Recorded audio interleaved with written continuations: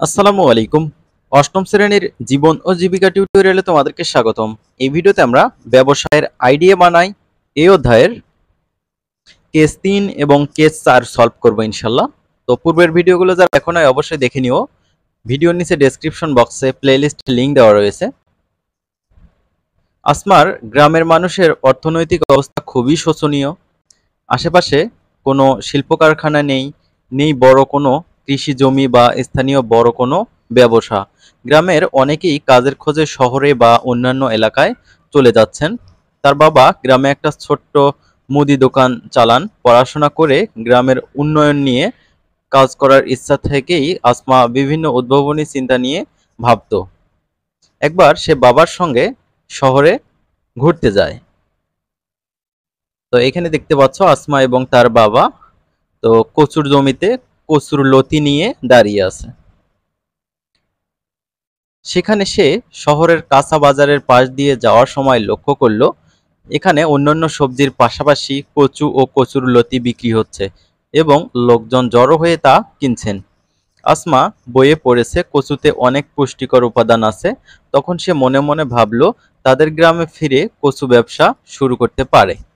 আসমা তার ভাই বোনদের নিয়ে তাদের পতিত জমি থেকে কচু শাক তুলে নিয়ে এসে পাশের পাইকারি সবজি বাজারে নিয়ে যাওয়ার জন্য তার বাবাকে অনুরোধ করে।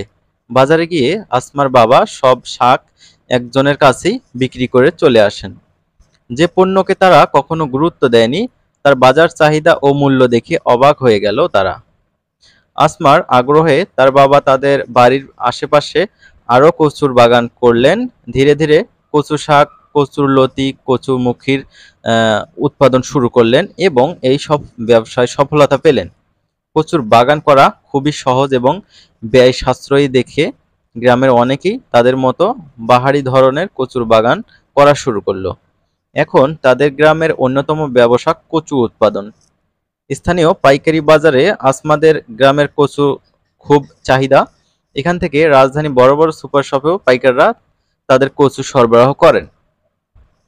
এখন আমাদের এখানে একটি ছক পূরণ করতে হবে, আসমার ব্যবসা আরো প্রসারের উপায়। তো শিক্ষার্থীরা, তোমরা যারা এখনো চ্যানেলটি সাবস্ক্রাইব করো নাই, প্লিজ চ্যানেলটি সাবস্ক্রাইব করবে যাতে পরবর্তী ভিডিওগুলো তোমরা পেয়ে যাও। তো চলো আমরা এর সলিউশনটা দেখে ফেলি। কেস 3 এর উত্তর। আসমা যদি অনলাইনে একটি পেজ খুলে সেখানে কচু শাক, কচুর লতি ও কচুর মুখির ছবি, গুণাগুণ, মূল্য তালিকা ও যোগাযোগের জন্য একটি নাম্বার দিয়ে দেয়, তাহলে তার ব্যবসায় আরো প্রসার লাভ করবে বলে আমি মনে করি।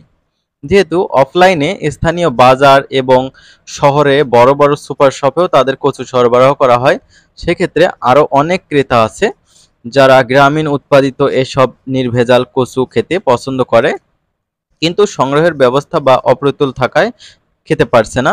তখন ওইসব ক্রেতা বা ভোক্তাগণ আসমার পেজ থেকে ছবি দেখে অনলাইনে অর্ডার করে খেতে পারবে। এতে আসমার মনোভাব বৃদ্ধির পাশাপাশি তার ব্যবসায় আরো বেশি প্রসার লাভ করবে। আমরা কেস 4 এখন দেখব। তো এখানে কেস 4 যেটা রয়েছে, তো কেস 4টা তোমরা একটু লাইন বাই লাইন এভাবে সুন্দর করে পড়ে নিবা। আমি তোমাদের বরং এর উত্তরটা দেখিয়ে দিচ্ছি। তো এখানে খেয়াল করো, এখানে বলা আছে রিক্তার ব্যবসায় রপ্তানি বৃদ্ধি করতে আরো যা যা করা প্রয়োজন।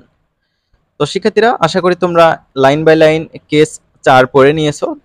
এখন আমি এর উত্তরটা দেখিয়ে দেব। শিক্ষার্থীরা খেয়াল করো, কেস 4, রিক্তার ব্যবসায় রপ্তানি বৃদ্ধি করতে আরো যা যা করা প্রয়োজন। প্রথমে নিত্য নতুন ফ্লেভার এবং রং ব্যবহার, তারপর উন্নত ও আধুনিক প্যাকেজিং করা, সৃজনশীল ছাঁচের ব্যবহার, নকশা ও আকৃতিতে ভিন্নতা আনা, তারপর হচ্ছে গুণাগুণ ও বৈচিত্র্যপূর্ণ স্বাদ বৃদ্ধির জন্য নিত্য নতুন গবেষণা করা, মোড়কীকরণের বৈচিত্র্যতা আনয়ন, তারপর বিদেশি ক্রেতাদের রুচি পছন্দ সম্পর্কে জ্ঞান অর্জন করা, দেন বিদেশি বায়ারদের আকৃষ্ট করার কৌশল অর্জন করা। সুতরাং উপরিউক্ত পন্থাগুলো সঠিকভাবে বাস্তবায়ন করতে পারলে রিক্তার ব্যবসায়ে রপ্তানি আরো বৃদ্ধি পাবে বলে আমি মনে করি। তো শিক্ষার্থীরা, আশা করি বুঝতে পেরেছো কেস 4 এর প্রবলেমটা কিভাবে সলভ করবা। আমরা পরবর্তী ভিডিওতে এখানে যে ছকটি দেখতে পাচ্ছ, ছক 4.2, এটি থেকে আলোচনা শুরু করব। তো শিক্ষার্থীরা, তোমরা ভালো থাকবে। পরবর্তী ভিডিও দেখার আমন্ত্রণ জানিয়ে শেষ করছি। আল্লাহ হাফেজ।